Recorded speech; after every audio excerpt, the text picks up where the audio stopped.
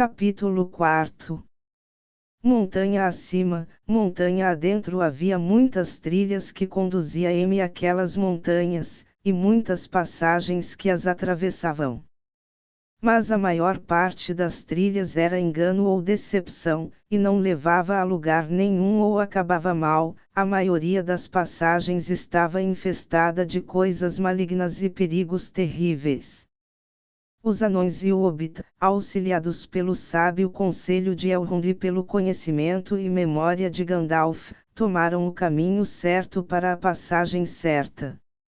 Longos dias após terem partido do vale e deixado a última casa amiga milhas atrás, ainda continuavam subindo. Era uma trilha difícil, uma trilha perigosa, um caminho tortuoso, solitário e comprido. Agora podiam contemplar atrás de si as terras que haviam deixado, estendendo-se lá embaixo.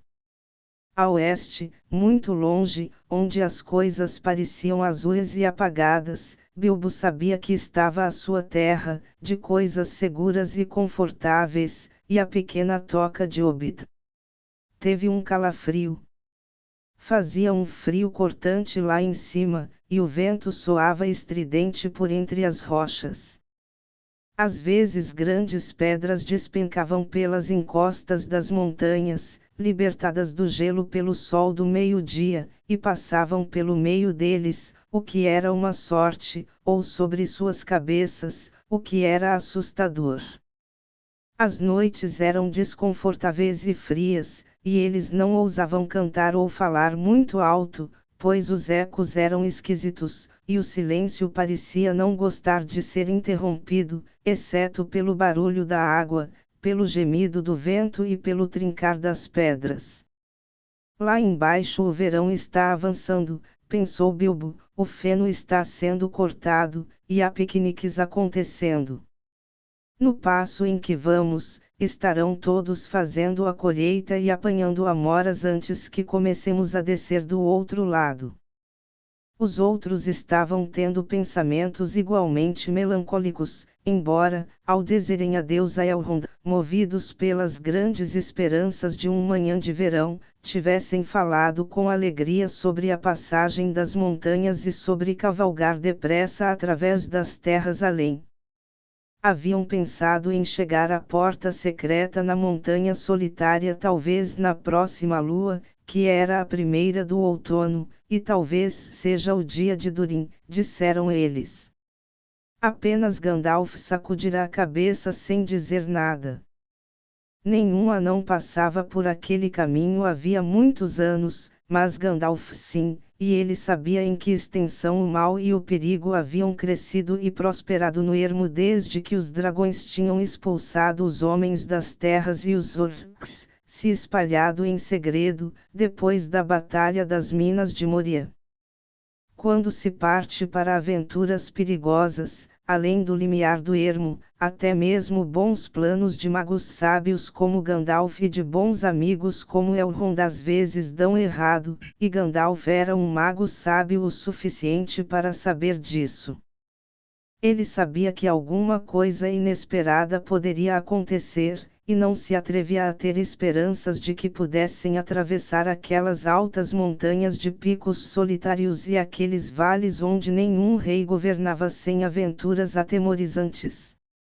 E não puderam mesmo. Estava tudo bem, até que um dia depararam com uma trovoada, mais que uma trovoada, uma verdadeira guerra de trovões.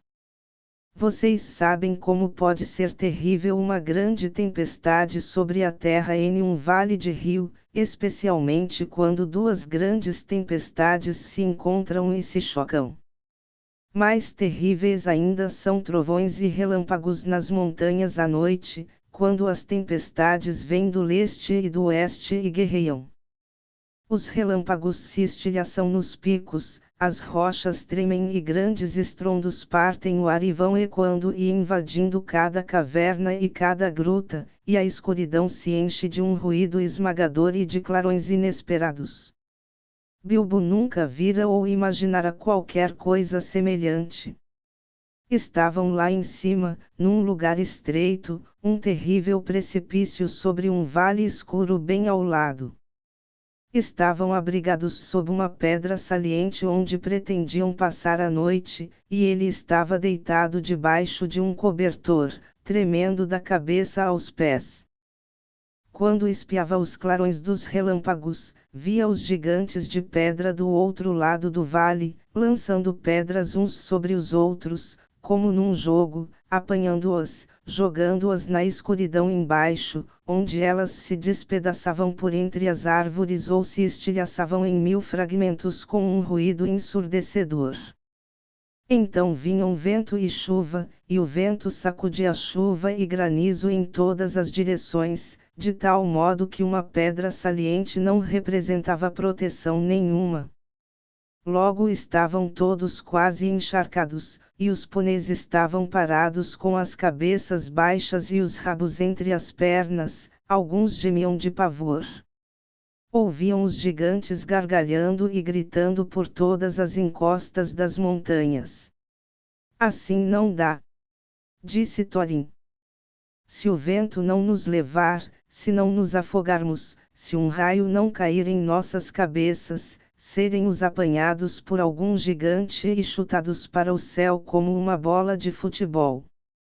Bem, se você conhece algum lugar melhor, leve-nos para lá, disse Gandalf, que estava muito irritado e nada satisfeito com os gigantes. A discussão terminou quando enviara Emifili e Kili para procurar um abrigo melhor. Os dois tinham olhos muito perspicazes, e, sendo uns 50 anos mais jovens que os outros anões, ficavam sempre com esse tipo de trabalho, quando todos percebiam que não adiantava absolutamente nada enviar Bilbo. Nada como procurar quando se quer achar alguma coisa, pelo menos foi o que Thorin disse aos jovens anões. Quando se procura geralmente se encontra alguma coisa, sem dúvida, mas nem sempre o que estávamos procurando. E foi assim naquela ocasião. Logo Fili e Kili voltaram se arrastando, segurando-se nas rochas por causa do vento. Encontramos uma caverna seca, disseram não muito longe, depois da próxima curva, dá para entrar com os pôneis e tudo o mais. Vocês fizeram uma exploração meticulosa? Perguntou o mago, que sabia que as cavernas das montanhas raramente ficavam desocupadas. Fizemos, sim, responderam eles, embora todos soubessem que os dois não podiam ter gasto muito tempo com isso, tinham voltado depressa demais. A caverna não é muito grande nem muito profunda. Este, sem dúvida, é o perigo das cavernas, às vezes, não se sabe a profundidade delas, ou onde um corredor pode levar, ou o que está esperando lá dentro. Mas naquele momento a notícia de Fili e Kili parecia bastante boa. Então todos se levantaram e se prepararam para sair dali. O vento uivava, o trovão ainda rugia, e tiveram grande trabalho para avançar com os pôneis. Mesmo assim, não era muito longe, e logo depararam com uma grande rocha sobre a trilha. Atrás dela, encontrava-se um arco baixo na encosta da montanha. Com o espaço que havia, os pôneis entraram se espremendo, mesmo depois de livres das selas e bagagens. Depois que passaram, foi com prazer que ouviram o vento e a chuva lá fora, e não ao redor deles, e sentiram-se protegidos dos gigantes e de suas pedras. Mas o mago não estava disposto a correr riscos. Ele acendeu o cajado, como fizera aquele dia na sala de jantar de Bilbo, aquele dia que parecia tão distante, se vocês se lembram, e, auxiliados pela luz, exploraram a caverna de ponta a ponta. Parecia ter um tamanho razoável, mas não era grande nem misteriosa demais. O chão estava seco e tinha alguns cantos confortáveis. Numa extremidade havia espaço para os pôneis, e ali eles ficaram, extremamente contentes com a mudança, com seus embornais, resfolegando e mastigando ruidosamente. O Ingluin queriam acender uma fogueira na entrada para secar as roupas, mas Gandalf não quis nem ouvir falar nisso. Então estenderam as coisas molhadas no chão e tiraram outras secas dos embrulhos, depois aconchegaram-se nos cobertores, pegaram os cachimbos e começaram a soprar anéis de fumaça, que Gandalf tingia de várias cores e fazia dançar perto do teto para divertir os companheiros. Conversaram muito, esqueceram-se da tempestade e discutiram o que cada um ia fazer com sua parte do tesouro, quando o conseguissem, o que, no momento, não parecia tão impossível, e assim caíram no sono um a um. Foi a última vez que usaram os pôneis, pacotes, bagagens, ferramentas e toda a parafernália que haviam trazido. No fim das contas, naquela noite acabou por se revelar uma boa coisa terem trazido o pequeno Bilbo consigo. Pois, de alguma forma, ele não conseguiu dormir por um bom tempo e quando dormiu teve sonhos terríveis. Sonhou que uma fenda na parede no fundo da caverna ficava cada vez maior, cada vez mais larga, e ele sentia muito medo mas não conseguia gritar nem fazer nada, exceto ficar deitado olhando. Depois sonhou que o chão da caverna estava cedendo e ele estava escorregando, começando a cair, sabe lá para onde. Então acordou com um susto terrível e percebeu que parte do sonho era verdade. Uma fenda se abrira no fundo da caverna e já se transformara numa passagem larga. Acordou bem a tempo de ver a ponta das caudas dos pôneis desaparecendo dentro dela. É claro que soltou um grito muito forte, como só um hobbit sabe fazer, o que é surpreendente para o tamanho deles. Da fenda saltaram os orcs, grandes e horríveis orcs, um monte de orcs, antes que alguém pudesse dizer rocha e tocha. Havia 6 para cada anão, pelo menos, até mesmo 2 para Bilbo, e eles foram todos agarrados e levados pela fenda, antes que alguém pudesse dizer isqueiro e pedra. Menos Gandalf. O grito de Bilbo fizera isso de bom.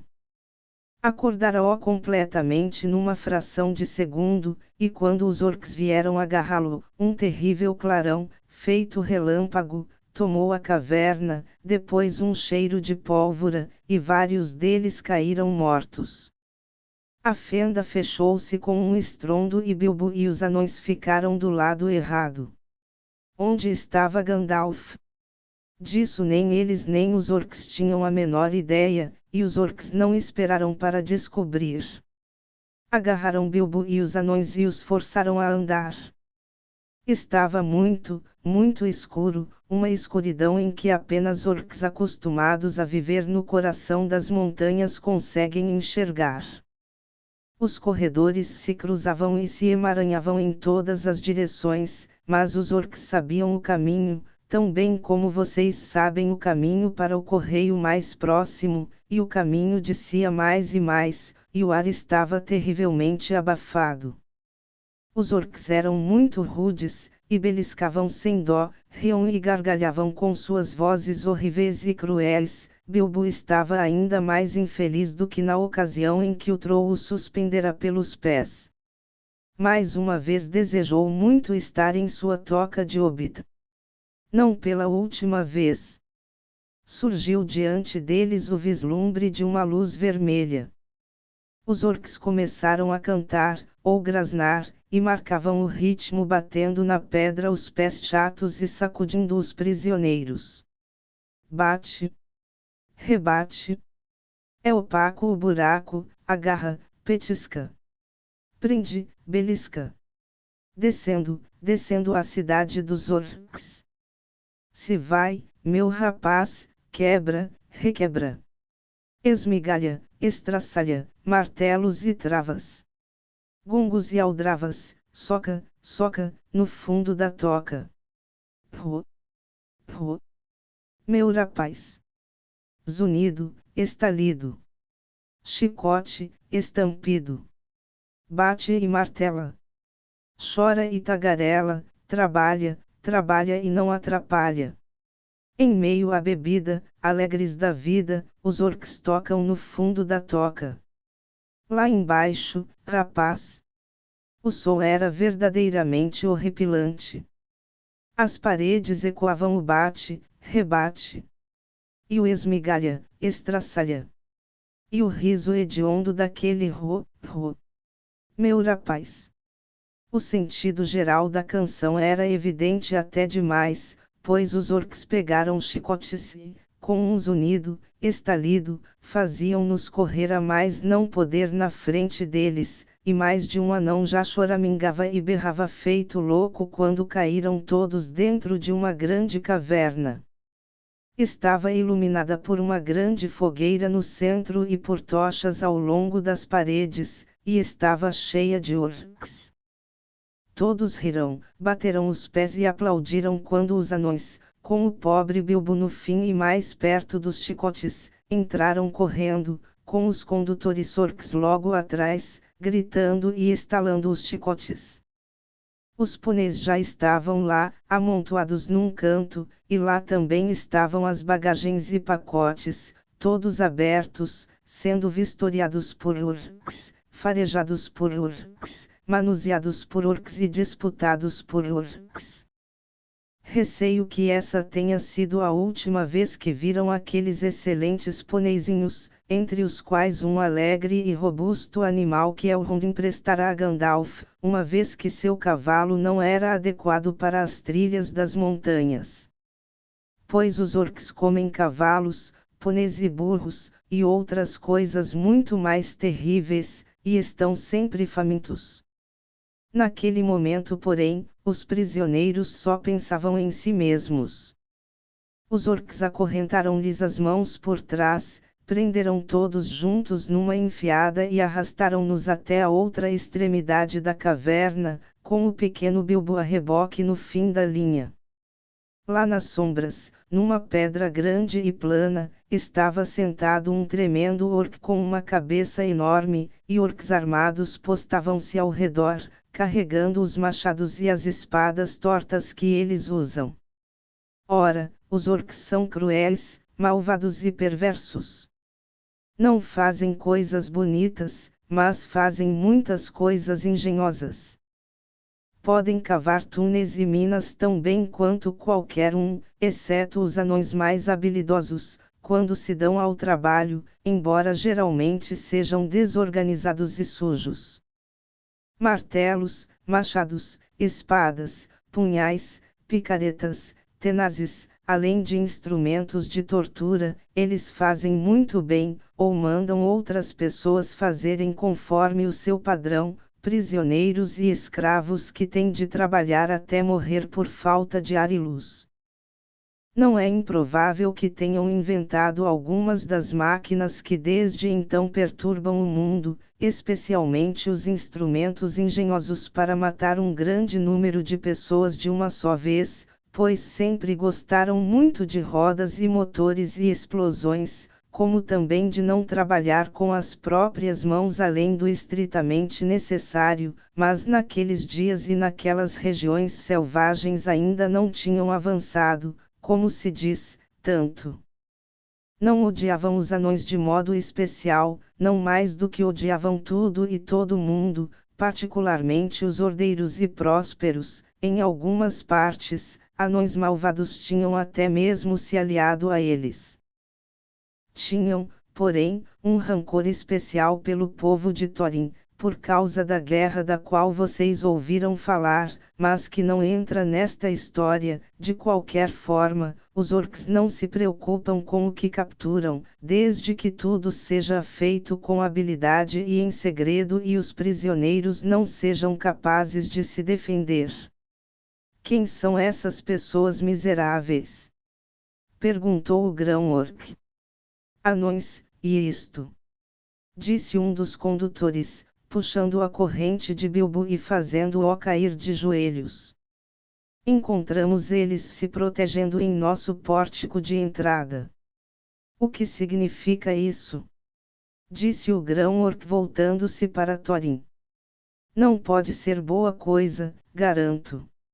Espionando os negócios secretos de meu povo, aposto. Ladrões, eu não ficaria surpreso em saber. Assassinos e amigos de elfos, é bem capaz. Vamos. O que tem a dizer? Thorin, o anão, às suas ordens. Respondeu ele. Era apenas polidez sem significado. Das coisas que suspeita ou imagina não tínhamos a menor ideia. Nós nos abrigamos da tempestade no que parecia ser uma caverna conveniente e vazia. Não havia nada mais distante de nossos pensamentos que perturbar orcs de alguma maneira. Isso era bem verdade. Disse o grão-orc.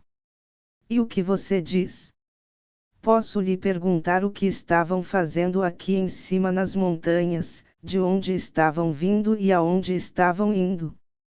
Na verdade, gostaria de saber tudo sobre vocês. Não que isso vá lhe trazer algum benefício, Thorin Escudo de Carvalho.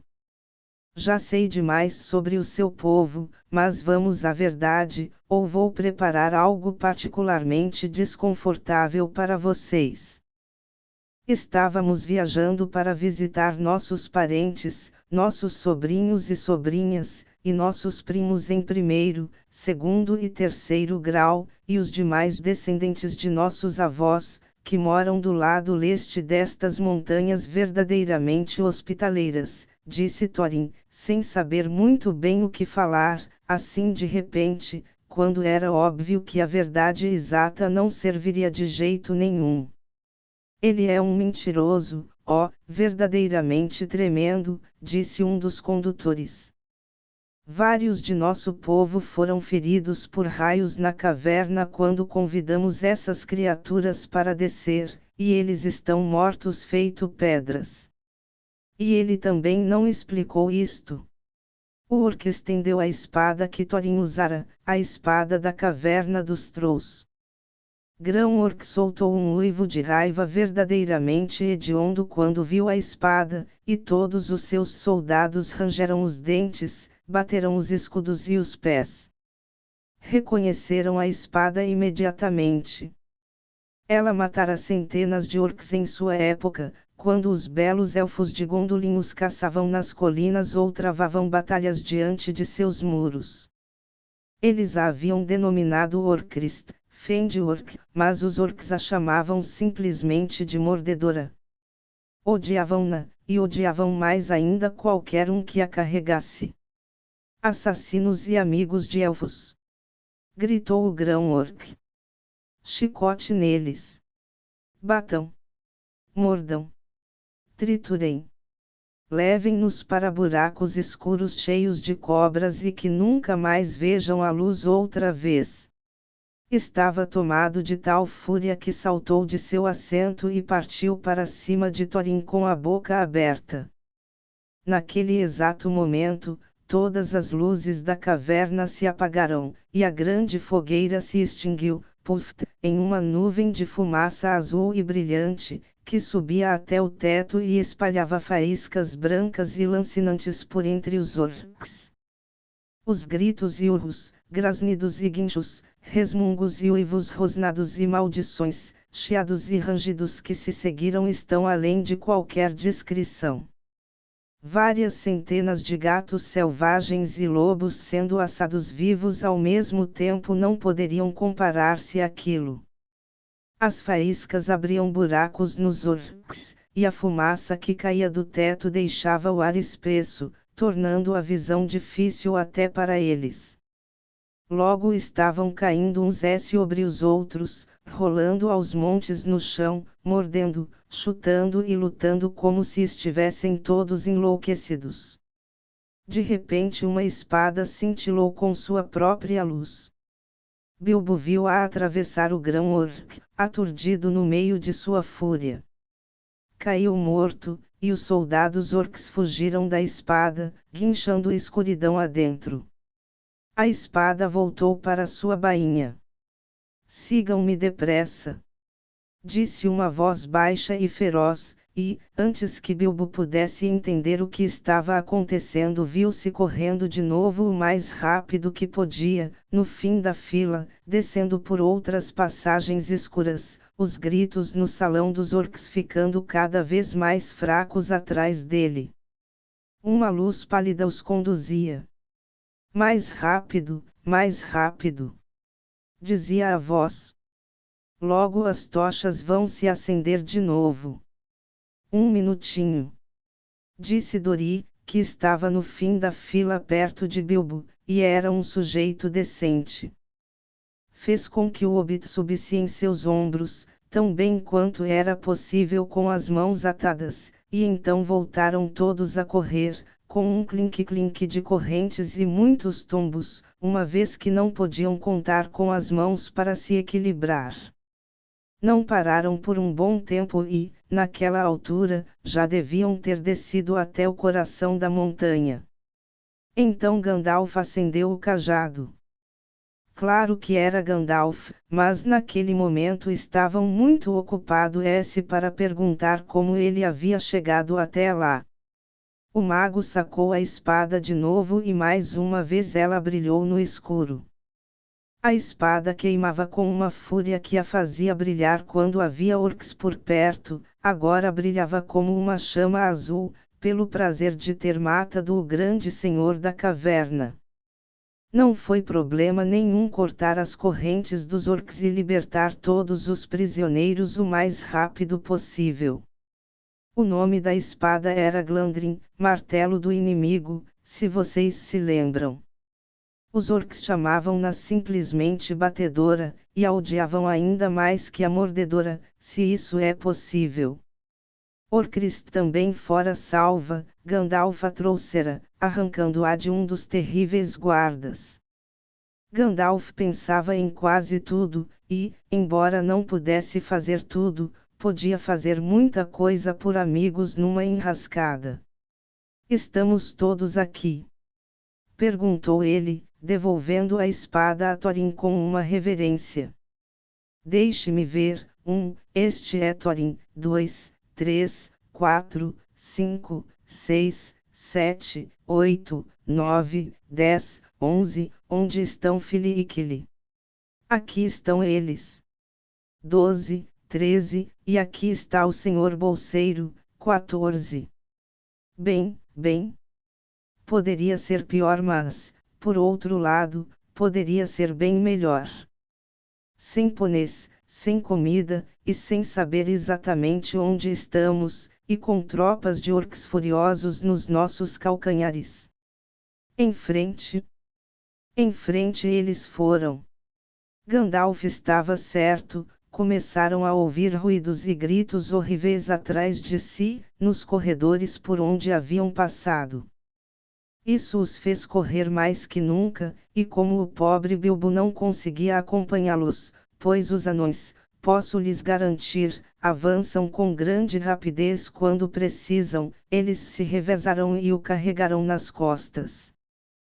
Mas orcs correm mais ainda que anões, e aqueles orcs conheciam melhor o caminho, eles mesmos tinham feito as trilhas, e estavam loucos de raiva. Dessa forma, por mais que fizessem, os anões ouviam os gritos e uivos chegando cada vez mais perto, e, logo depois, até os pés dos orcs, muitos e muitos pés que pareciam estar logo ali, na última curva.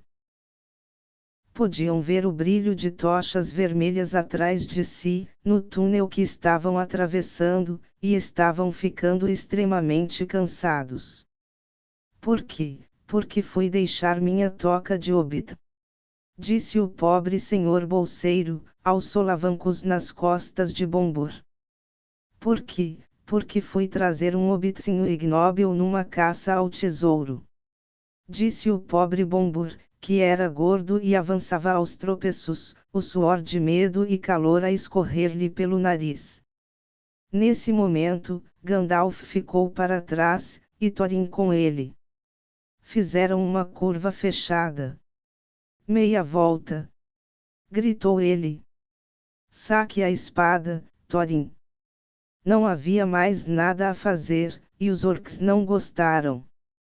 Vinham correndo na curva, aos berros, e encontraram Fëanor e martelo do inimigo brilhando frias e claras bem diante de seus olhos atônitos. Os que vinham na frente deixaram cair as tochas e soltaram um grito antes de serem mortos. Os que vinham logo depois gritaram mais ainda e saltaram, caindo em cima dos que vinham atrás.